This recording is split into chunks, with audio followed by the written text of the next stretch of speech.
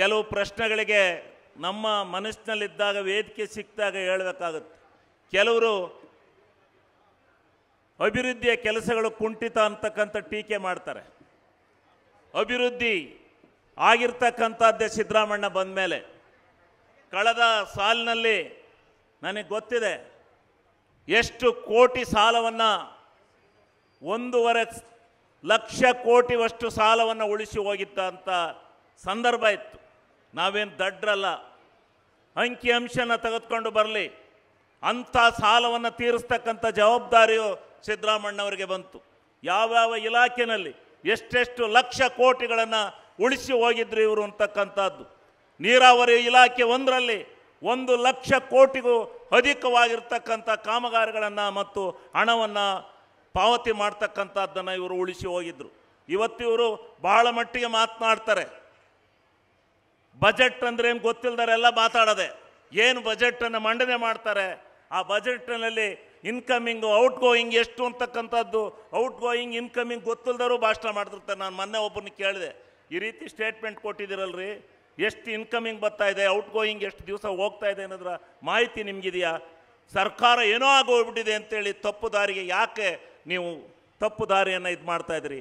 ನೀವು ಮಾಡಿದ ಪಾಪದ ಕೂಸನ್ನು ನಾವು ಇವತ್ತು ಸಿದ್ದರಾಮಣ್ಣ ಇವತ್ತು ತೀರಿಸ್ತಾ ಇದ್ದಾರೆ.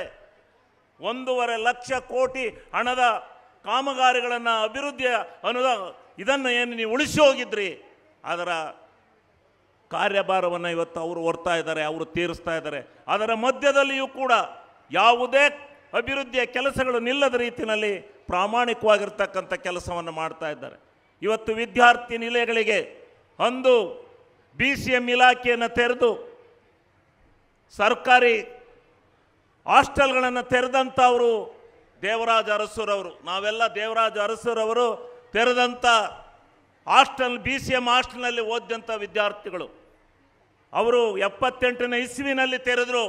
ಅವತ್ತು ತೆರೆದೇ ಹೋಗಿದ್ರೆ ಎಷ್ಟು BCM ಹಿಂದುಳಿದ ವರ್ಗದ ವಿದ್ಯಾರ್ಥಿಗಳಿಗೆ ಅನ್ಯಾಯ ಆಗ್ತಾ ಇತ್ತು ಅನ್ನೋದನ್ನು ತಿಳ್ಕೋಬೇಕಾಗುತ್ತೆ. ಇವತ್ತು ಲಕ್ಷಾಂತರ ಜನ ವಿದ್ಯಾರ್ಥಿಗಳು ಓದ್ತಾ ಇದ್ದಾರೆ. ಲಕ್ಷಾಂತರ ಜನ ವಿದ್ಯಾರ್ಥಿಗಳು ಇವತ್ತು ವಸತಿ ಶಾಲೆಗಳಲ್ಲಿ ಎಲ್ಲಿ ನೋಡಿದರೂ ವಸತಿ ಶಾಲೆಗಳನ್ನು ನಿರ್ಮಾಣ ಮಾಡಿದ್ದಾರೆ. ಇಂಥ ಸಂದರ್ಭದಲ್ಲಿ ಇವರು ಹೇಳ್ತಾರೆ ಎಷ್ಟು ಅಂದು, ನಾನು ಹೇಳ್ತೇನೆ, ದೇವರಾಜ ಅರಸರವರು ಅಂದು ಏನು ಹಿಂದುಳಿದ ವರ್ಗದ ಮಕ್ಕಳಿಗೆ, ಎಲ್ಲ ವರ್ಗದ ಮಕ್ಕಳುಗಳಿಗೆ ವಿದ್ಯಾಭ್ಯಾಸಕ್ಕೆ ಪ್ರೋತ್ಸಾಹವನ್ನು ನೀಡಿ ಅತ್ಯಾಧುನಿಕವಾಗಿರ್ತಕ್ಕಂಥ ಸೌಲಭ್ಯವನ್ನು ಕಲ್ಪಿಸಿದರು. ಅದೇ ರೀತಿಯಲ್ಲಿ ಇವತ್ತು ಸಿದ್ದರಾಮಣ್ಣವರು ಎಲ್ಲ ಕ್ಷೇತ್ರಗಳಲ್ಲಿ ಪ್ರಾಮಾಣಿಕವಾಗಿರ್ತಕ್ಕಂಥ ಕೆಲಸವನ್ನು ಮಾಡಿ ಇಡೀ ಕರ್ನಾಟಕ ರಾಜ್ಯದಲ್ಲೇ ಇವತ್ತು ಹೆಸರನ್ನು ಮಾಡಿರ್ತಕ್ಕಂಥದ್ದು. ಅದು ನಮ್ಮ ಯಾರಿಗೆ ಗೊತ್ತಿದೆ ಅವರಿಗೆ ಗೊತ್ತಿದೆ, ಗೊತ್ತಿಲ್ಲದರೆ ಕಮಾಲ ಕಣ್ಣೇರಿ ನಾವೇನು ಮಾಡೋಕ್ಕಾಗೋದಿಲ್ಲ. ಅವ್ರಿಗೆ ನಾವು ಉತ್ತರ ಕೊಡೋವಂಥ ಕಾಲ ಬರುತ್ತೆ, ಅವತ್ತು ಕೊಡೋಣ. ಇದು ರಾಜಕೀಯ ವೇದಿಕೆ ಅಲ್ಲ.